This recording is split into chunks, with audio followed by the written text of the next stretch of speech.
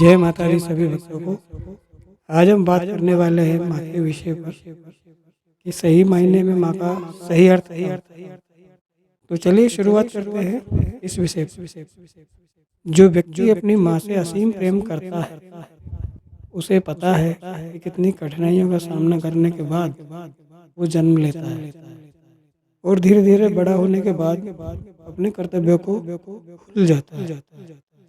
एक वो माँ होती है जो अपने बच्चों में संस्कारों का बीज बोती है, पर बच्चे बड़े होते होते उन संस्कारों को नष्ट कर देते हैं। कई माएँ ऐसी होती है जो अपने बच्चों को पैदा होने के साथ ही उन्हें नदियों में, तालाबों में, झरनों में, कचरों में, गंदी जगह पर पटक जाती है। ऐसी माताओं का कोई अस्तित्व नहीं होता है, ना ही उनका परिवार बसता है। ऐसी माएँ अपने बच्चों को ही नहीं बल्कि अपने परिवार को धोखा देती है, अपने आप को धोखा देती है। जैसा कि आपको पता ही होगा, कई यूट्यूब चैनलों पर रात्रि काल में, लाइव में कितनी ऐसी औरतें हैं जो अपने बाल बच्चों को पाल रही है, परिवार को चला रही है, फिर भी पैसा कमाने के लिए अपने अंगों का प्रदर्शन करती है। माना कि ये कलयुग है, लेकिन मेहनत करने का तरीका, पैसा कमाने का तरीका अपने शरीर के अंगों को प्रदर्शन करके अपने आप को गंवा देने के बराबर है। अपने परिवार की इज्जत को धूमिल कर देने के बराबर है। उस समय में उन्हें पता नहीं है कि उनकी भाव, भक्ति, श्रद्धा, पाठ, पूजा, व्रत क्या वो मान्य होंगे। ऐसी माँओं को भी अपने जीवन में इतना कष्ट भोगना पड़ता है जिससे कि उनके परिवार और उनके बाल बच्चे सभी में विनाश की धारा जागृत हो उठती है। और एक माँ ऐसी होती है जो अपने बच्चों को पालती है, संस्कार देती है और उसके ऊपर आने वाले हर समस्या, कठिनाई को वो अपने ऊपर ले लेती है। उसे कहते हैं माँ।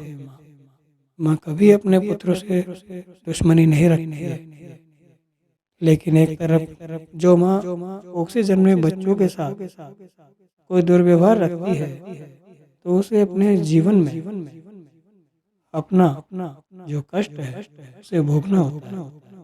उसे उसका जवाब मरने के पश्चात देना होता है। आप तो ये सोचिए कि आपने बड़े होने के पश्चात अपनी माँ के लिए ऐसा क्या कर दिया है। जो भी किया होगा अपनी प्रेमिका के लिए, अपनी पत्नी के लिए, उसकी सारी सुख सुविधाओं को पूर्ण करने के लिए ऐसा क्या किया है अपनी माँ के लिए जो उसकी आत्मा खुश हुई हो। इसीलिए कहा जाता है कि एक पुत्री को अपनी माँ की जगह और एक पुत्र को अपने पिता की जगह जरूर लेनी चाहिए।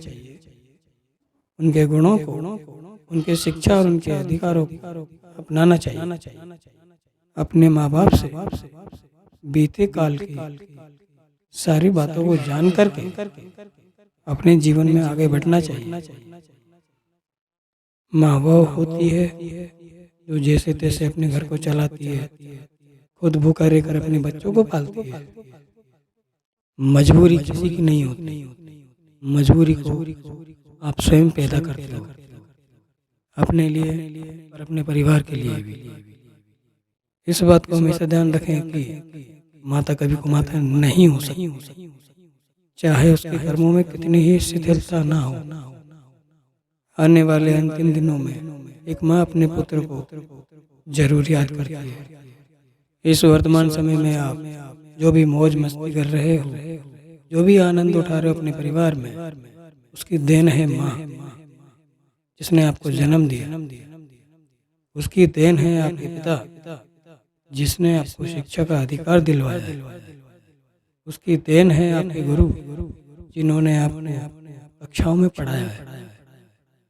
इन सभी बातों को ध्यान में रखते हुए मैं यही कहूँगा कि जो भी व्यक्ति इन तीनों बातों को अपने जीवन में ध्यान से अपना लेगा उसका जीवन सुधर जाएगा और वो प्रगति की ओर जाएगा।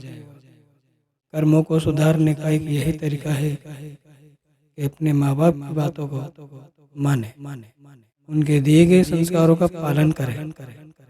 अन्यथा मौजूदा स्थिति में वही होगा जो कलयुग में होता है। आपकी दुनियादारी हो जाएगी और जवानी में चल बसोगे। बस इतना ही कहना चाहूँगा। तो अभी के लिए इतना काफ़ी है। सभी को जय माता दी, हर हर महादेव, जय गुरुदेव।